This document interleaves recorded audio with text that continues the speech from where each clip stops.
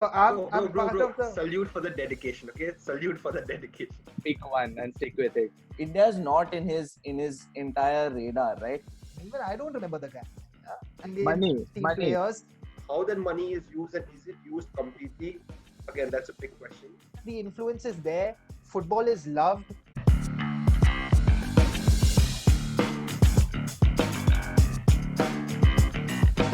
Hi guys, welcome to All About Sports, the podcast. We are back again with another episode. You guys are joined by our regular hosts, Aniket, Rishabh, Mazhar, and myself, Shubham. Before we jump into today's episode, last week we discussed the NBA and some major trades that took place. So all NBA fans, the link will be in the description below. Please do check out that episode. And today's episode is going to be football. It's been some time since we discussed football, and specifically, we'll be talking about Indian football, the highs and lows of Indian football, how Indian football has turned out over the years, where it currently stands, uh, what are our thoughts on it, and the ISL, I League, and a lot of different things that we'll be bringing into today's discussion. To start off with, I would like Aniket, Mazhar to start talking about what do you guys think about how Indian football has grown over the years. Obviously, I League was the country's major football league. So, what are your thoughts on it? How do you think the league has progressed? Yeah, just jump in. Okay, so I'm just going to open this one. Like India didn't have a nationwide tournament until '96. The National Football League, as it was called then, started in '96. Before that, all the major teams used to play state competitions and some national competitions, but a league format, no. Okay, the I League, I mean, the National Football League was basically rebranded to the I League in 6 7, yeah, in 6 7. And guess how many states had teams in that? Okay, there were 10 teams. Majority of them came from Calcutta, Goa, two from Bombay, and then I think one from. Okay, so three teams from Goa. Tempo, Churches, Argaka. Then of course you have the Calcutta Biggies, Mohan Bagan, East Bengal. Then As okay, all recent, right? So then, there has been like um, an influx of new teams. By new teams, I mean new teams to the fore in the last few years. After the ISL took off, which happened in 2014. Right now, the ISL has been a great point of debate between. I mean, which league is the Premier League of? I mean, of the country. How does the IIFF go in terms of selecting um, which one? I mean, they got like a FIFA notification, right? Pick one and stick with it. Like, which one is going to be the number one league of your country?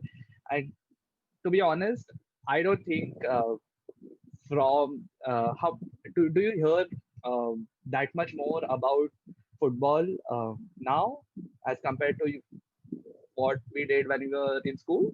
I think Dempo and Churchill and Sargakar were much more popular when we were in school as opposed to they are now.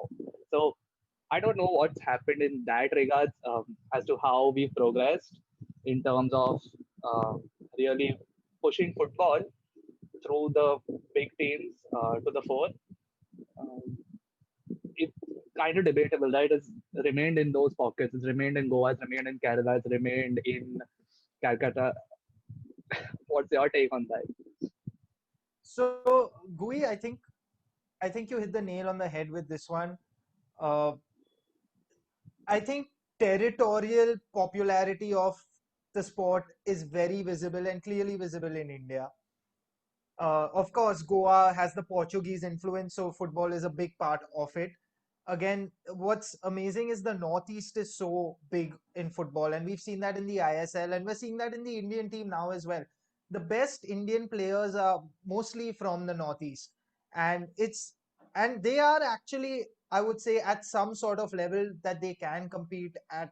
Maybe if they would have to go into, let's say, the English league, maybe they can play at uh, League Two at the League Two level, maybe. I think they would be good enough for that sort of a level. Obviously, because of the lack of exposure, they don't know how physical the game actually is. The players who are now playing in the ISL, for example, are all retired players or people whose careers have obviously completely come to a standstill at the professional or the highest level, so to speak. I'll get into the ISL a bit later. And I think, Shubham, you mentioned that perfectly. It's there's a debate going on which is the better league. Well, obviously, the ISL is considered better because at the end of the day, all the Indian Money, team money. players, money is one thing, but it's obviously the money comes in and then it leads to all the best players playing there, right? So literally, the Indian national team players are all in the ISL. I think only Sandesh Jhingan is the one guy who's probably actually a level above the rest in the Indian team currently. Sunil Chhetri is, again, obviously elite to a certain point. Again, age is not on his side, so that doesn't work. But from the I League, again, even the I League really started picking up once Hero came in and sponsored them. So there was money which came in. That influx of money helped the I League a lot. I think AIFF did well at the beginning till Reliance came in and then took over and then created this entire Indian Super League, so to speak. But again, I have to go back and say Indian football has suffered because the Indian players haven't done well or managed to reach that level. Uh, Obviously, it comes down to so many factors: infrastructure, the support, financial support being the biggest. Uh, it's the mentality of parents to believe that their kids can't make a career out of football, which is understandable, of course. And it's the culture only which is not inbred like cricket, and that's been the major detriment to the sport in India. Even if you see the I League, the times when Churchill brothers succeeded and they won the I League on those couple of occasions, for 4 seasons, they had a Nigerian who was their best player, and in fact, he was the best player in the entire uh, league, so to speak. Odafe Onyeka Okoli, if anyone remembers, he was the star man for Churchill brothers. So again, it was always the African influx of these players that made a difference and really proved to be the game changers in the Indian sport and made football really interesting for fans. We all know that rivalry between East Bengal and Mohan Bagan, but that goes dates back to the times when India actually qualified for the World Cup, right? So, uh, so that wherever we've seen that the influence is there, football is loved, and there are definitely people who are way above the standards of the Indian football team currently as well. But again, you can only be as good as your competition, right? Because that's the level to which you can grow to. They don't have that exposure or the opportunity to play, let's say, a Neymar or an Mbappe to actually grow to that level because Absolutely. they don't know their ceiling. And till you don't actually learn and watch people play physically, you're never going to improve. So And that's why I think overall, even the where the I League faded, the ISL is also struggling with that. So and I, yeah. and I think one point I also want to reiterate the point that you all made about the pockets where viewership of Indian football is high, right? Other than Calcutta, places like Goa, Northeast India aren't really where the lucrative money comes from in sports, and that's really where there's the reason why there's a dearth of support for Indian football financially. So definitely. Uh, So two things that you guys mentioned. One is how territorial it is. That's the case. And I League, obviously, it has a major history, and a lot of its fan following is again in Bengal and Goa. But one thing that Mazhar you mentioned was for football to grow in the country, there has to be infrastructural support given by the governing body. Now AIFF, around $1.5 million is given by FIFA to federations in developing countries to help the governing bodies provide correct infrastructure and development for the sport, which in India, again, India receives it, but how that money is used and is it used completely, again, that's a big question. Another one thing which I would like to point out is during my time when I was doing my undergrad degree, I'd written an article on AIFF. Now, I don't remember exactly, but I do remember one thing where FIFA and AIFF had an agreement over a span of 3 or 5 years to have 15 football turfs laid out. And India never managed to lay out 15 turfs in that 3 or 5 year span. I think we only managed to put out like 10 or 11. And FIFA had given us money to do 15 turfs. And after 10 or 11 turfs, we put our hand up and we were like, we don't have enough money. We need more money. when other footballing nations are able to lay out those turfs in the allocated budget that FIFA gives, why can't India do it? So again, there is a little, there can be a question of corruption, there can be a question of lack of intent, there can be various things. So that raises one question of AIFF and its influx and intent towards developing sports in India, or football in India. And the second thing is obviously the advent of the ISL, with ISL coming in, and how you guys touched upon getting money into the system. Obviously, with money coming into the system, there will be a chance for the sport to grow. And especially with ISL coming in, starting in 2014, it started on a high. A lot of Bollywood celebrities came into the picture that obviously added the glam factor, increased viewership, like the IPL when it started off. But the IPL has become a monster by itself, and the ISL today has not hit the peaks that we thought it would. And there's obviously now this conflict going on between the I League and the ISL as to who is India's number one league. There's a major conflict in that itself. So what do you guys have to think about the start of the ISL, how the ISL took off, and where do you guys see, like, do you think with the ISL, the Indian footballing landscape has changed for the better? So I just want to bring up one slight complication that I think is happening in India. I think the AIFF, and one of the reasons they're probably struggling to allocate resources efficiently is they're experimenting. They're trying to figure out what is going to work in India and what's going to propagate football in India. So they're trying a few different things. And the issue is they haven't figured out what it is. And one aspect might just be that there is a cultural issue where the demand for football in India is increasing, but there are idiots like me who are following only European football and not following and don't like people like who don't follow Indian football at all. I can completely admit that I follow a lot of European football and not so much Indian football. So they're trying to figure out how to tip the weighing scale towards getting people to follow Indian football again. And like you said, they're trying different things. Like for example, they're trying the IPL structure of getting celebrities in. They're trying the MLS structure of getting old retired players so that people who have their memories of European football will get excited to watch football in India. But the issue is take the example of the ISL I League. When they tried to execute something like that, it didn't map back to what the AFC expected. So when they tried to propose a relegation promotion system where they wanted the I League to promote players, teams to promote from the I League into the ISL, it wasn't approved, if I'm not mistaken, by the AFC. And initially, for the longest time, ISL wasn't also agreed upon by the AFC because they said it was a tournament type, it was a tournament style competition and not a league style competition.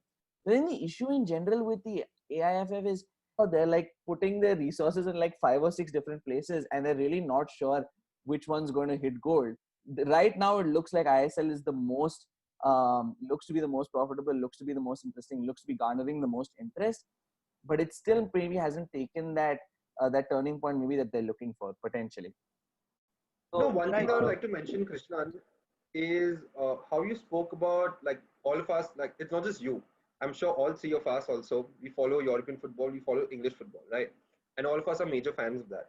And we don't really necessarily sit and watch a ISL match. Now that if you break it down just to the fact that in terms of content that we consume, why wouldn't we want to consume content which is far more exciting as compared to what ISL is? So that is obviously one problem which like you said, the AIFF has been trying to tackle with getting a little glamour into it and getting some retired players to come and play in the ISL. But what I think is one major problem is the major tussle between ISL and I League. Like you mentioned, some teams will be promoted, so that agreement has come into place. Where I think from the 2020-2021 season, 2 clubs will be promoted to the ISL. The AFC has recognized ISL as India's top tier competition, and teams winning the ISL will qualify for the AFC competition. That has happened.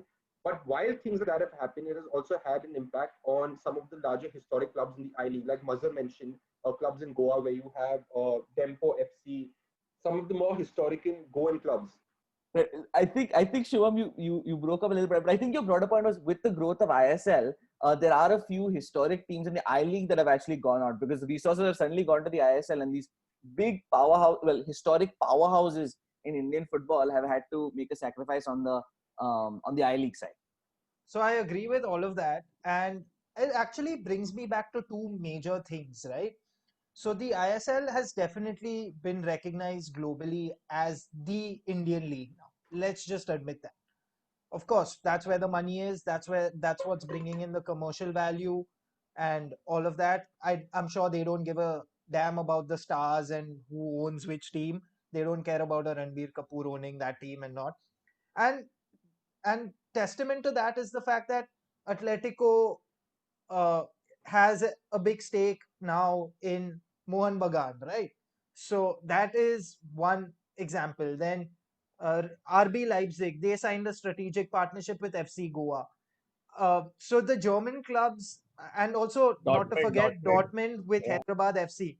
And Hyderabad FC's changed their colors and they're wearing yellow and black. So when you watch them, you're like, so you're expecting a certain style of play with them. And I think that's added a bit of commercial value and some fun to the league. But when you actually watch them play, and Shubham, that comes back to your point. So I do watch the ISL. I'll admit I don't watch every game, but I do watch all of Mumbai City FC's games. Even if I miss the game, I'll sit and watch the highlights. Uh, I'm officially a part of the Blue Pilgrims. So uh, yeah, so I'm part of Bro. the Salute for the dedication, okay? Salute for the dedication. yeah, so I'm not only part of the Blue Pilgrims, which is the Indian fans official supporters club, but I'm also part of the West Coast Brigade, which is the Mumbai City FC fan club. So I am a sucker for all of this, definitely. But you're so right, yeah. It's hard. Firstly, it's hard for me to catch the games because they're in Andheri when they are there. So I don't. I struggle to go through that effort. I know the tickets are really cheap, but I think we're spoiled when it comes to the quality of football. We just This don't is see it. this is something And I think Mazhar and I had discussed about the UFC as well when we were talking about why the UFC is so much more popular worldwide as opposed to the other mixed martial art competitions.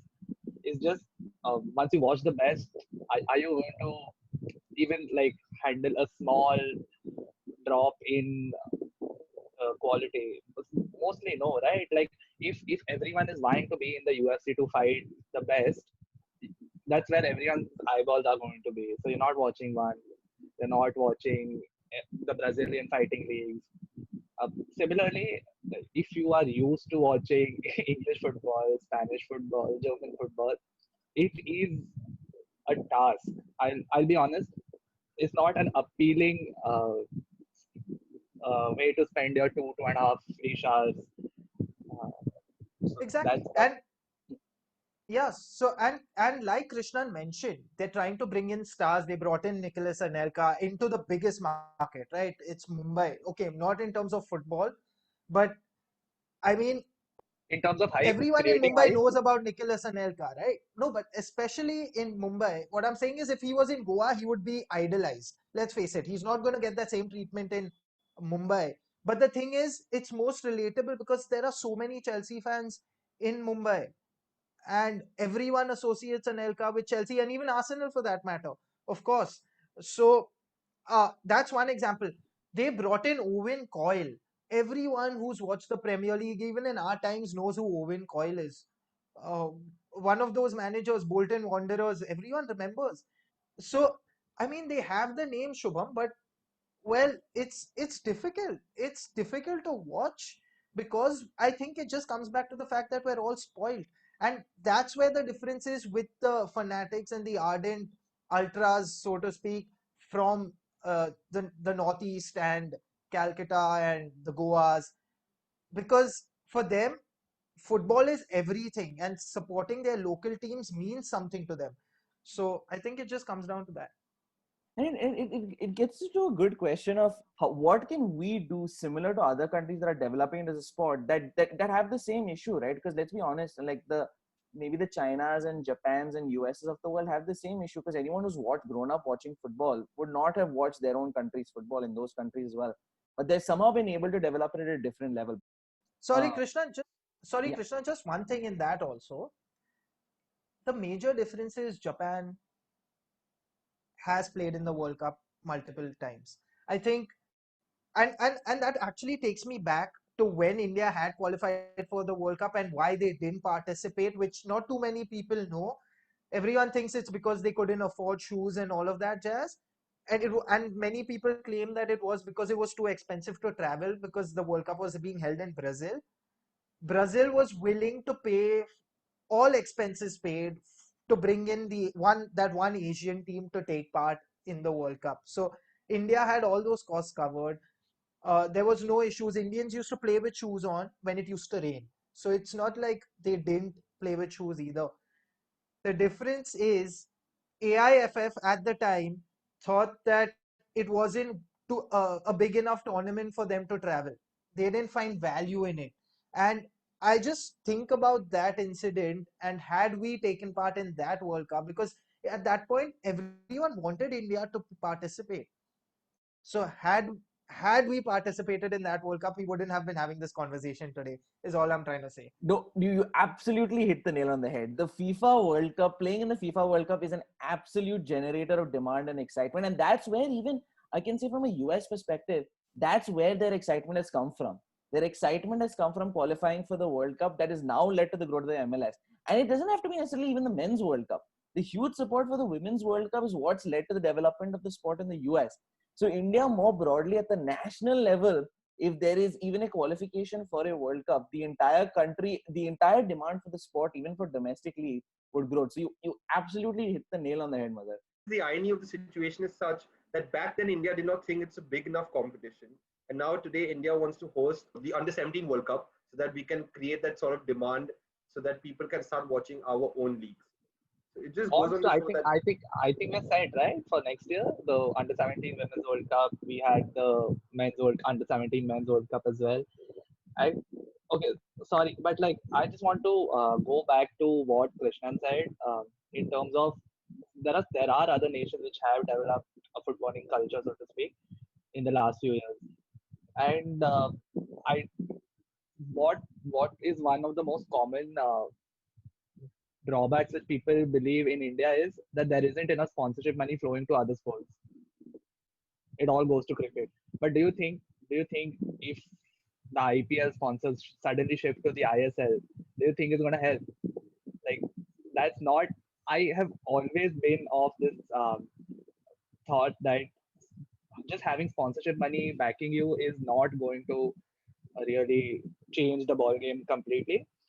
You need a whole generation to believe that this could work for the kids who they put into football.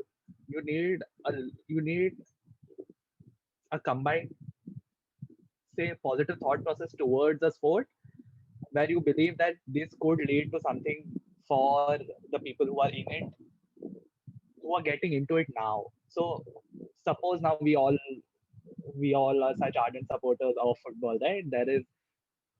There's great support for English teams, Spanish teams, and multiple other European teams in the country. So if suppose all of us believe that there is enough, say 15, 16 years down the line, that the host of kids who are getting into football now can make it, and there was enough support hypothetically, then you would be then you would have some hope for them, right? Like let me put let me put X number of kids, let us have so many number of tournaments. If those things are happening, then you believe that it's okay. But until that happens, I don't think like pumping money into the ISL like the IPL. The IPL works purely because there is so much cricket other than the IPL that the IPL becomes has this aspirational value for a lot of cricketers. Does the ISL have that much aspirational value? Yes, but how many in a pool of how many footballers as opposed to how many cricketers? Is just that pool is much smaller in terms of sheer number of people who want to play football uh, professionally in India. Again, thinking that this can happen for them, this could be their lives. So there has to be a lot of infrastructure development without uh, sponsorship money, because sponsors are not going to come without the eyeballs, right? But the eyeballs come only if there is steady developed growth towards higher quality, which can't happen overnight. So, which is I wanted to ask you this question: Do you think that IPL like sponsor money is going to help? So, when Hero came into the I League, some popularity. When the ISL happened, big fireworks, crackers, celebs, all of that jazz happened. But we are still kind of stuck in the first season of ISL, and this season of ISL doesn't look that different, right? Other than maybe one or two teams like Bengaluru FC, which did so well, right? Once they were established. Do you think that this ISL route works, or do you think the J League route, which is we have footballing culture, let's invest in developing uh, from the grassroots? Do you think that is better, or again the Chinese So Super what League, or something that sort, so what which I is just think money? is what I think with India we need a combination of both the approaches. It has to be a top down and bottom up approach. I think sponsorship money is very important. The sponsorship money has to come in to pay the players well enough and to get foreign players on board. I think getting foreign players on board is crucial. And at the same time, why I think sponsorship money is important is for the franchise owners. They know that at least they're making some sort of revenue that they can start investing into the grassroots, and only then grassroots development will happen. So I don't think we can just have one approach where you can only think of sponsorship money, or we can concentrate only on grassroots. Grassroots becomes a long-term game. It's not something that will happen in like 2, 3, or 5 seasons. It will be, like you mentioned, an entire generation, take 15, 20 years. But to sustain for 15, 20 years, you need a certain amount of capital invested. And I don't expect franchise owners to be pumping in their own money. They need to get some money coming from sponsorship. So I think sponsorship money is important. But talking a little bit more about sponsorship money, it's also like when the ISL started, it started off really well. But there have been like certain situations, like for example, Pune FC, their owners who were the Vadhavan group, they have exited, and now the club, I think, has moved to Hyderabad. The Delhi Dynamos, they could not even afford to pay the rent of the stadium, and now the club has moved to Bhubaneswar and they have become Odisha FC. In the 17-18 season, pre-tax profit, it was only one club, that is, I think, Bengaluru FC was the club that was profitable. Other than that, every single club was just negative. In terms of, again, 17-18 season, like because you mentioned IPL. Now, I'm not. It'll be very stupid to compare ISL teams to IPL, but Mumbai Indians, their revenue was 202 crore, and the highest revenue for ISL was Bengaluru FC, that was 66 crore. To sustain an ISL team for the franchise owners, it is a cost of 30 to 35 crores per season, and the amount of revenue that they make is 15-20 crores. So they are in the negative, but that 15-20 crores is very important in terms of sustaining the team and paying the players well, so that the future generation can believe of having a career in football, and investing a little bit in grassroots, which can then hopefully, when we as an audience start viewing and start seeing young talent coming up, then we can have the connection with them, which can in the future make it less what do you say, dependent on sponsorship money, and more depend on just like viewing homegrown talent. So I think it has to be a mix of both the approaches. So I like that you brought up Bengaluru FC because I think Shubham, and that is proper evidence that Bengaluru FC are the team to watch. They are actually the most exciting team in the Indian League, hands down, hands down. And it's not only because they have Chetri in front of goal. They have a dynamism in their style of play. They're very quick. It's very un-Indian like, so to speak, in terms of, or rather, it's very And, westernized in and the style sorry, of sorry to their cut play. you out here. Sorry to cut you just for a minute. Even though Bengaluru FC is the team to watch, they started season 5 without a title sponsor. So it just goes on to show that, like Aniket mentioned, although we are like we do have some top teams, sponsorship money is again very dicey behind And it. it's sad, Shubham, that they didn't have a title sponsor because they were our representatives in the AFC Champions League, right? Yeah, So yeah. the domestic Asian competition, like the equivalent of the UEFA Champions League for Asia. So it's just really sad. And I want to just say the one point of, yeah, obviously it'll never grow. Expecting an ISL to be the size of an IPL is not really fair. But let's also be honest. I do think money helps a whole lot, and the amount that's funded in ISL is nothing compared to something like an IPL. Now, why is that? Obviously, no one believes that they can make as much money out of ISL as they can make out of IPL. So it does take a little bit of almost a philanthropic mind to put in a huge amount of initial investment to maybe have a payout 5 6 years down the line. And I think one of the big things to keep in mind is people started to compare, and I think people started to compare that ISL versus IPL context because they use the similar strategies of IPL, which is basically bringing in celebrities. But what's drastically different is, like you said, Gui, the grassroots infrastructure development, that's not happened so much with the ISL. The funding hasn't been structured to make like infrastructures that are exciting to go watch football at. And frankly, unfortunately, you take India, other leagues that India's tried, like you take Kabaddi League, you take the badminton league that is being tried as well. The infrastructural demands of a football league versus maybe a Kabaddi or a badminton league are incomparable. So it goes back to the circular problem of like people aren't investing because they're afraid that there's not enough demand. But that demand is low now, we're saying, because there's not enough money in the sport, right? So it's kind of like this circular loop. But I think if there's a we have to keep in mind, like, even with the let's look at the players that have come in, right? We're still not even close to competing with a China, Japan, or a US in bringing in the next talent. When Steven Gerrard was considering where to go after he retired, India's not in his entire radar, right?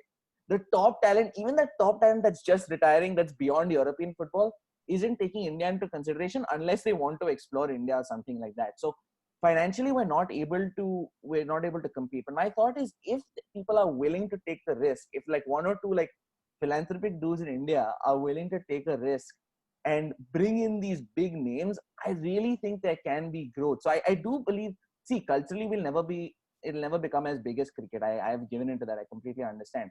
But let's not forget, ISL financially has not made as much, is nowhere close to IPL. So if we do bump up that amount, we can get in things infrastructurally and player wise that would cause a lot of excitement. But like you said, it's a 10-year horizon. So who has the patience for a 10-year horizon? That I don't know. And because you mentioned kabaddi and stuff like that, and just in general the excitement and viewership, top three most watched leagues in India: IPL number one, kabaddi number two, ISL number three. Now, see, if you look at the difference, now it doesn't make too much sense wasting time on cricket. We all know we've grown up watching cricket. We'll watch any cricket that is thrown at us. But when we talk about kabaddi, and this I would link back to when I talk about content, which other country in the world is going to give you kabaddi? No other country but India. And kabaddi is a sport that, like, again, is very traditional to India, so it has high viewership. But when we talk about the ISL, we generally watch European football because it's all content driven. It gives us more exciting content. So again, I think to excite Indian fans, we will need, like how Krishnan mentioned, we will need players to come in, not players who are like in their like 40s and 50s, but players who are just retiring and thinking of India as an avenue, as against probably the MLS or China. And for that, there will have to be a lot of money to be influxed. So linking back to what Aniket said, it has to be a top-down and a bottom-up approach. And only that way, I think there can be a proper growth mindset for football in India. So we want Yeah, more Ian Hume and less Nicholas Anelka is what Manu just said. But yeah, I mean, someone who at least considers India as a good place to play football and not a financial escape in the last few years, preferable. but but Will it Krishna, happen? but sorry, but Gui, let's face it. I mean, we watch those games. Adam Lafondra looks like Cristiano Ronaldo in the Indian League, and he's way past his prime. He's scoring hat tricks galore. He's actually, I think, the top scorer right now as well.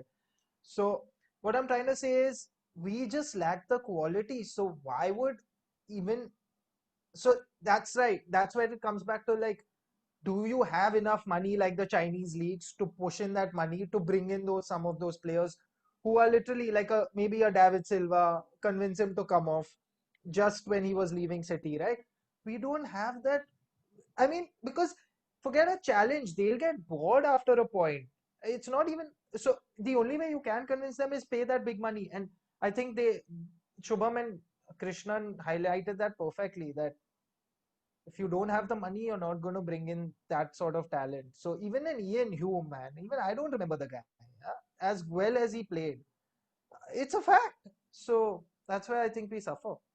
So I think, like you mentioned, even China, I'm not 100% sure, but I think the money influx in the Chinese league is also because it is state driven. I might be wrong out here, but if it is state driven, then also the government, the AIFF and the government has to show interest. And you can't just expect private companies to pump in money. There has to be something coming in from the governing bodies as well. And talking about governing bodies, one thing, like in terms of the dispute between the ISL and the I League, which I think will hopefully improve the situation going forward, is that from the 2024-25 season, India will have one official league. It will be an amalgamation of the ISL and the I League. So I think a lot of historic clubs in the I League who have been concerned I think that issue should be sorted out and hopefully make the football in India a lot better. So yeah, in general, that was our discussion on Indian football, how Indian football has been developing and what's been the condition as of now and where we see it going in the future. Do let us know your thoughts in the comments below. Do like, share, subscribe. Links to NBA and some of the other sports we've discussed are again mentioned below. And we will see you guys next week again with another episode. Till then, take care. Bye bye. Like Thanks, guys. Bye.